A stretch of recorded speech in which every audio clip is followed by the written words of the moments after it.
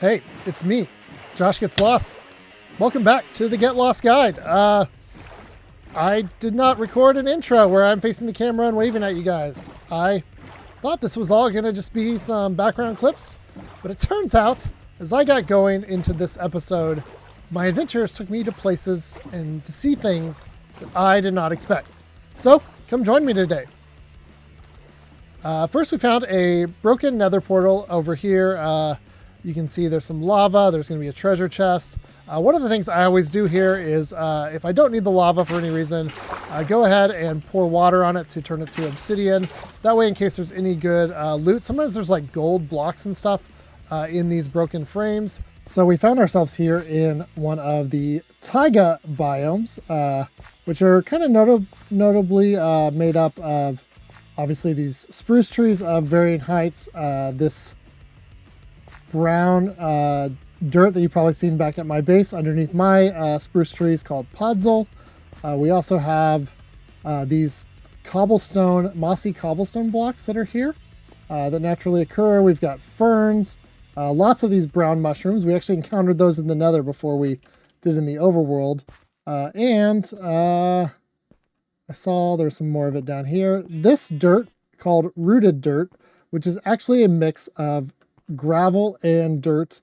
You can craft that on your own. The nice thing about rooted dirt is no matter what, if it's adjacent to like grass blocks, it will stay as dirt and cannot be messed up by turning into grass. So it's really good if you're making like paths and little like dirt walkways and things. Something you want to maybe keep an eye out for. Yeah, we got a lot of diorite here. Not my favorite thing. Ooh. We almost went off. This appears to be either a stony shore or a gravel biome up here. Let's check it out. Stony shore.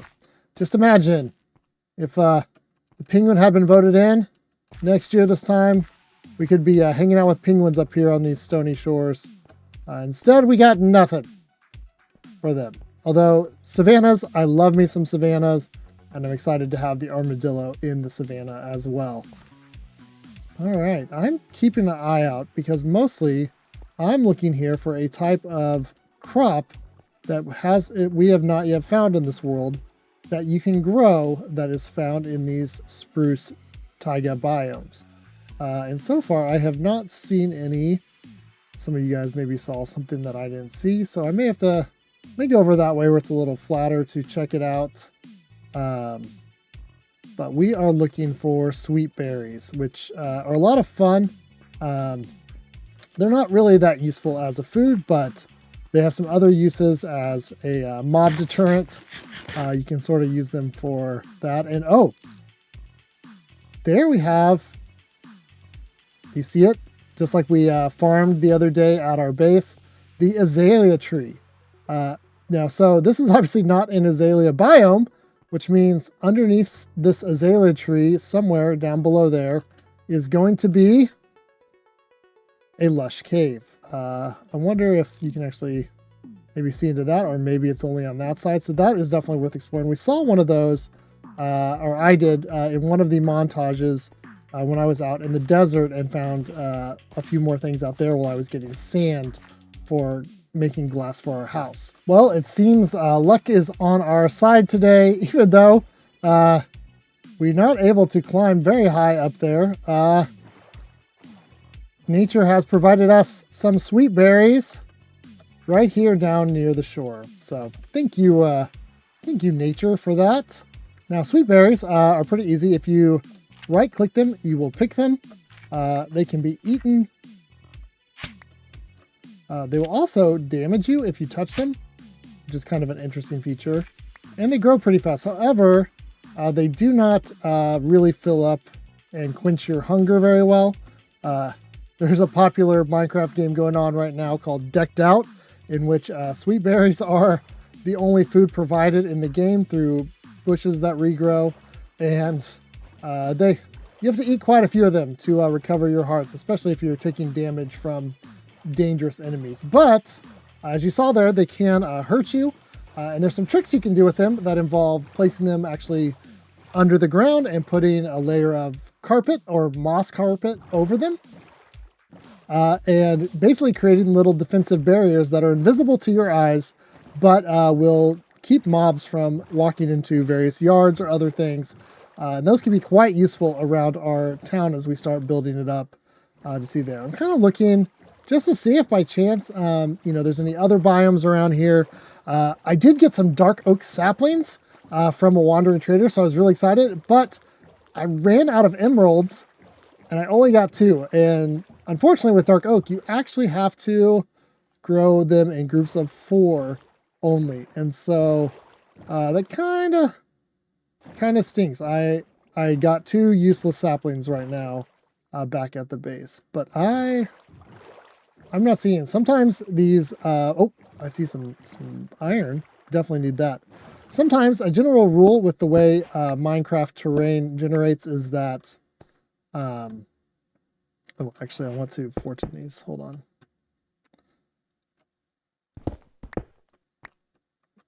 There we go. I already had that one in my chest there. There we go. I realized I had a bunch of stuff from my previous outing that I forgot to put away last time, so I'll have to remember to do that in the future. But a lot of these, ooh, there's a creeper.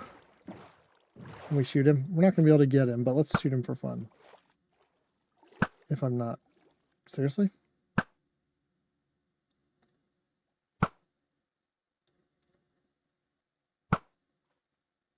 There we go. We got him. A lot of these biomes, basically you think about the temperature is your best guide. So hot biomes like the desert, the hot ocean where we had the coral reef, and the savanna, those tend to border each other. Temperate biomes such as the plains and things like that tend to border other temperate biomes such as just a regular kind of lukewarm ocean. Then these colder biomes where you see the snow and other things tend to border those as well. So it's definitely worth looking around as you find these biomes. If there's one you're searching for, go to where a similar type temperature biome is and kind of, work your way around the borders of it and see if you run into another biome of the same temperature, but is the biome that you want. So unfortunately, I don't see any dark oak that way. We're gonna venture over here into the ice. Last time I came over here, I got sort of distracted by a shipwreck and a treasure map that led me the wrong way. So we'll head this way. And it appears that I have spotted something.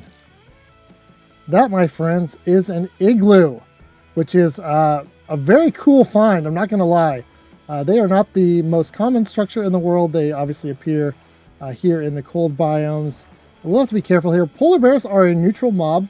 They will not attack the player unless you attack them, unless, much like with bears in the wild, if their young is around, they will get quite territorial and try to get you. So looks like this is just a cool polar bear hanging out, not causing any harm to anyone. Let's get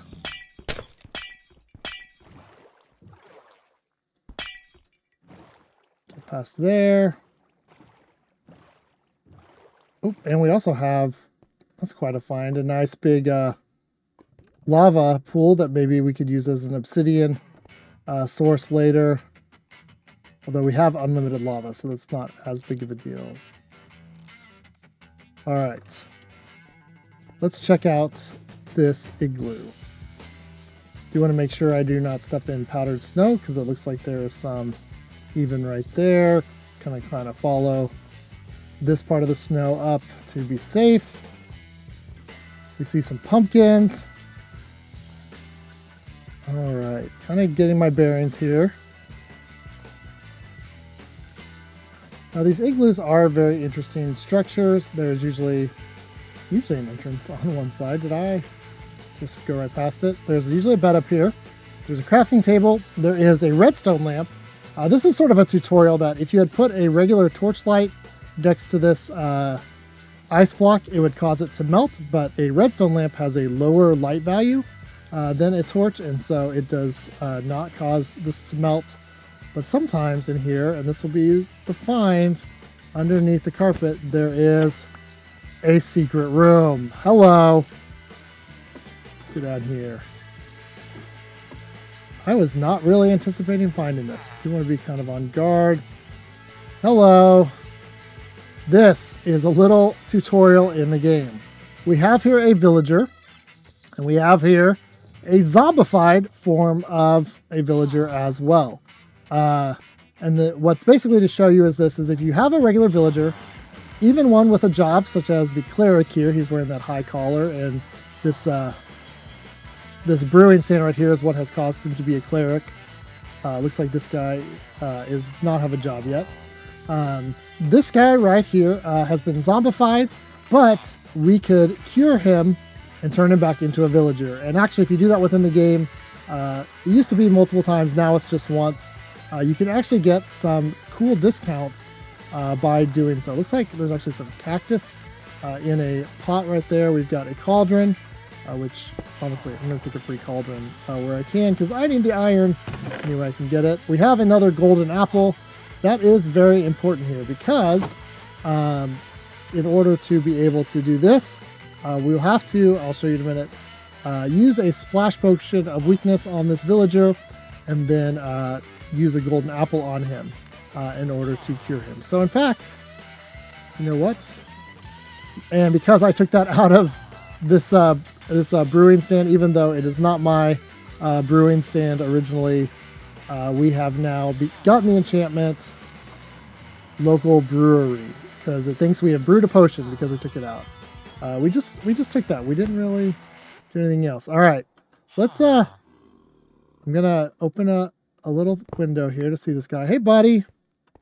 And we're gonna toss this in. This is a splash potion of weakness, which will basically make him weak and able to be cured from his zombie state. All right, and looks like I've hit myself with the splash potion. That's the danger of using that. It'll only last about 20 seconds, so hopefully I don't get into any fights. I should, however, go up and shut this door because it could get kind of dicey for us at night with that open. Don't want any creepers or anything falling down on us. Now, the good news is once he's cured, I will be able to just sleep down here if it turns overnight. But it does take a few minutes, so let's give this a chance. I'll keep recording, but then I'll join back once he has gotten the cure.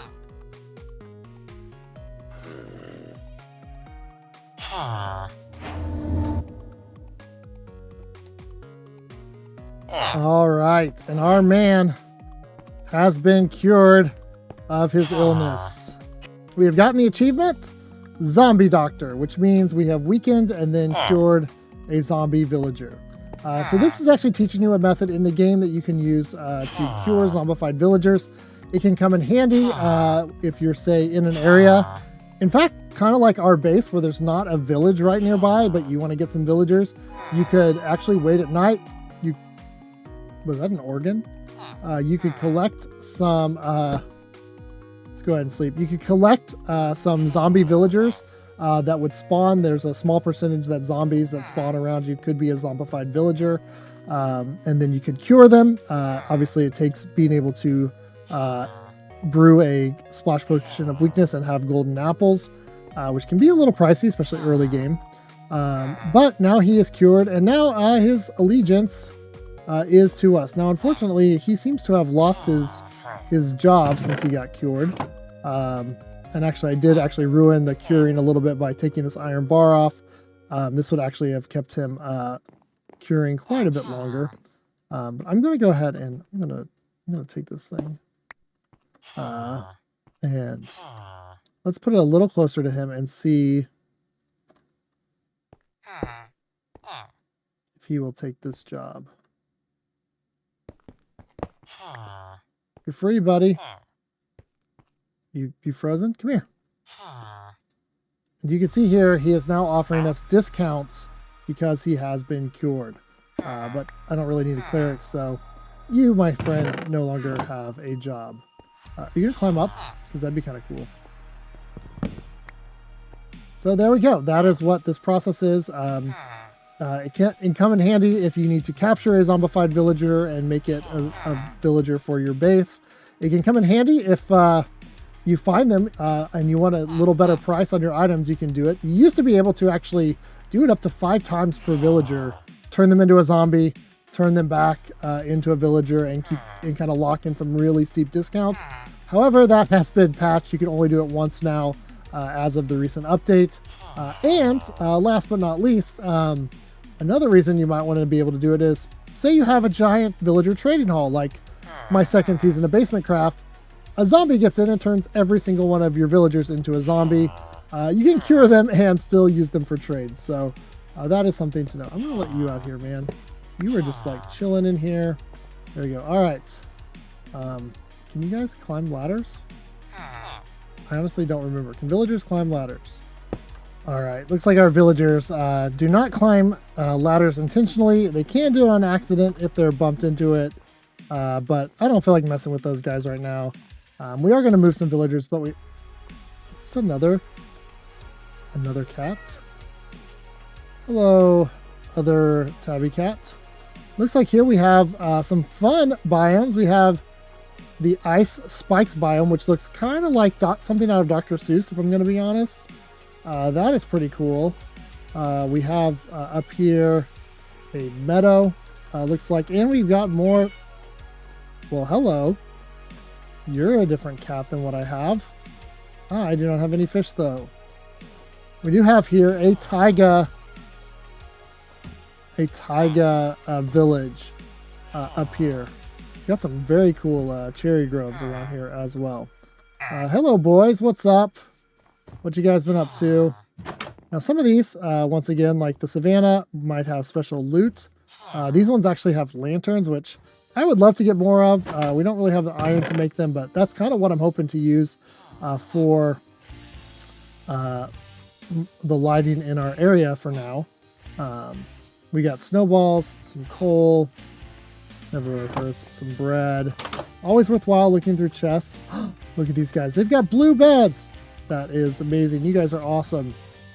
Good job. You got some great beds there. It's worth checking out the plants. Sometimes you have them. Looks like these are all potatoes. When we continue looking, they might have some beetroot. Here is the village center, but now they're all freaked out. You can kind of tell this one actually has sort of been interrupted, this village, by this hill and by the ice river running through. So it's kind of a unique layout here for this village. Not the safest. If you live somewhere near here, you'd probably want to get this village a little more safe for your villagers. Even got some overhangs, which are not great for mob proofing. Let's head down here. Hello, Fletcher. He is trading gravel. That is his block. The fletching table. I don't need to make that. Those are pretty cheap to make back home. What's over here? We even got a little house in the ice spikes. What's up there? Is that just a cow pen? It appears to be. It's very pretty with the cherry groves here in the backgrounds.